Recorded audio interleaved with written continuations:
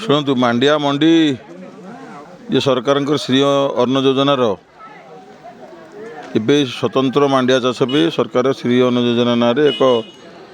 व्यवस्था कर व्यवस्था भितर मांडियार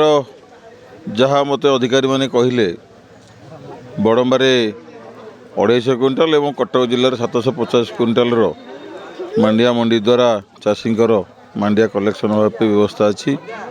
से भाया आज बड़म्बा ब्लॉक फॉरेस्ट 4 जो फार्मर संस्था माध्यम आज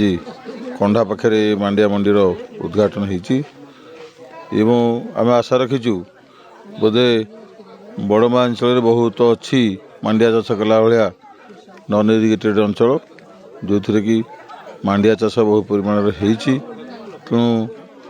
सी निश्चित जो 250 क्विंटाल टार्गेट रखी ये प्राय पाखापाखि बोधे अमल हो पार मांडिया चाष आहरी आगू जीव एवं साधारण जीवन में मांडिया खाद्य जार खाद्यर जहाँ उपदेयता ताकू निहाय साधारण लोक उपभोग कर सरकार जहाँ व्यवस्था कर व्यवस्था भितर ये चाष कार्यक्रम आहरी आगू जीव विशेष तो भल कथा वर्तमान जी विधायक विजय कुमार दलबेहरा तांकर चाष पे और चाषी सुविधा पे सबुबले से सहयोग कर चाषी पुओ हिसाब से चाषर अनुभूति हिसाब से प्रति समय भी अधिकारी सागर एवं विभिन्न संस्था सागर जोगाजोग अच्छा कि बड़म्बार चाषी कूल आगू जीव। मो ना सुरेश त्रिपाठी मु निगम एनजीओर संपादक बड़ाम्बा ब्लॉक रे 2 वर्ष धरिक मांडिया चाष काम सरकार प्रोत्साहन करुँ ए वर्ष 250 क्विंटाल अमल हम बोली धार्य कराई सबू चाषी मान जहाँ अमल करमती मंडी जरिया बिक्री कराव सरकार भल एमएसपी धार्य कर जोटा केजी प्रति 45 टंका एमएसपी तेणु चाषी मैंने मांडिया चाष कले सेपटे सरकारी प्रोत्साहन मिलूँ एमएसपी भल पैसा जेहेतु ए वर्ष मिल तेणु चाषी मैंने उपकृत हे बोली आम आशा कर आज प्रथम दिन तेणु 100 क्विंटाल पर्यंत आम पाखे अच्छी तेणु ताकू आउ टिके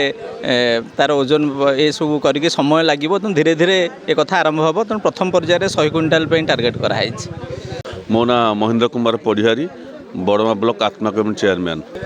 मांडिया मंडी जो उद्घाटन तो गोटे पर्व कि मुख्य कथा है सरकारी कर्मचारी नेतृमंडल और चाषी गोटे जगार बसिकी मांडिया हो धान हो चाषीर चाषर कथा आम गोटे आलोचना कलु सरकार 4,500 टंका क्विंटाल नौ आउ केमती रेट बढ़े से विषय आलोचना है ये जो एनजीओ नहीं से लोक सब प्रकार साहाय्य कर लोक बहुत धन्यवाद देले एनजीओ को विभिन्न प्रकार आलोचना है सरकार दाबी रम अंचल केमती पानी रसो चाषी मान कथा केमती रेट बढ़ो विभिन्न कथा आलोचना आज निगम अनुष्ठान आनुकूल्य 4S4 फार्मर्स प्रोड्यूसर कंपनी कंढा जो जगह पर आम छिड़ाईचु आज 2024-25 मांडिया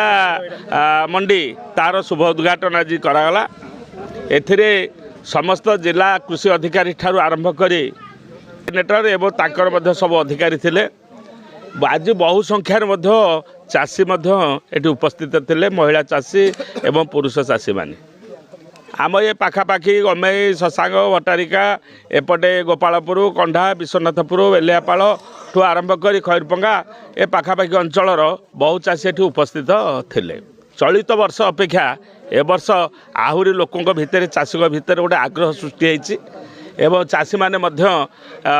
एथिरे सामिल बहुत समय होती 2 वर्षर ये अनुष्ठान मु धन्यवाद देवी अनुष्ठान 4S4 मुख्य मोर बंधु दासरथी सेनापति एवं ता साथी जतक कंढार ये तो मुझे देखुच धनेश्वर मिश्र से शिक्षकता कले गाँव मुखिया हेल्ले ये कार्यक्रम गला थर एथर देखुच बहुत आग्रह अच्छी डायरेक्टर नवघन डायरेक्टर अच्छी आउ समस्त डायरेक्टर माने कंपानी